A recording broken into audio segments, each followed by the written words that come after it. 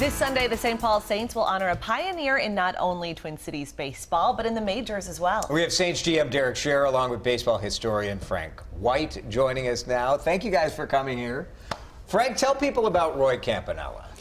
Roy Campanella is, first of all, one of the best catchers in baseball history. Came here in 1948 and to play with the St. Paul Saints, which he integrated with the first African-American player, or Negro at the time, with the Saints, and then in the American Association, and then had a tremendous stay here for a short time, and then we'll be called back up to the Dodgers on June 30th, I believe. Sure. Give us an idea about what baseball was like during this time when Roy was with the Saints and eventually with the Dodgers. What was it like for an African-American player?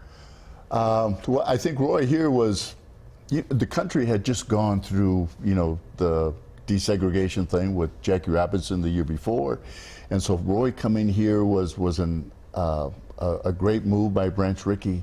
He was well accepted here, although here there was still a little bit of struggles with African American players. Let's be real. That was the society at that time. Exactly, and he ended up living on Rondo Avenue during the time he was here, which is where the majority of African Americans lived at the time, and there was a reason they lived there. So, AAA ball was actually great baseball at that time, because there were only 16 teams in the major leagues. So you had deep talent. Yeah, exactly. Derrick, this idea of having a special day it just seems like a no-brainer, right? Absolute no-brainer. The Saints are known for a lot of the silly stuff, the pig taking balls to the umpire, Sister Rosalind giving massages, world's largest pillow fight.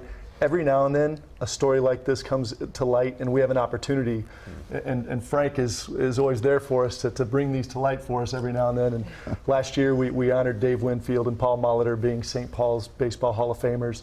This year, with the Roy Campanella story, it's just a privilege to be able to bring these stories to light.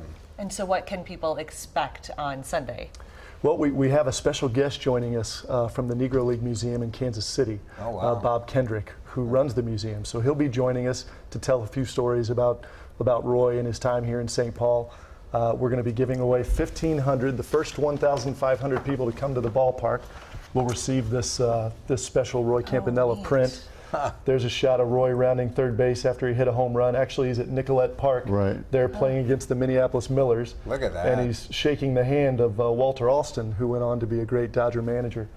So, that's a great shot. So the first 1,500 people through the gates will receive this print, and we'll have a pregame ceremony honoring Roy and telling a little bit about his story. Cool. Well, Sunday's game is at 5 o'clock. You can always show up Sunday and get tickets to kind of standing room roam around the park and go and do it. It's going to be a great day. Thank you guys so much. We really appreciate you for coming in. Thank you for having us. Thank you for really having us. appreciate that. Thank you.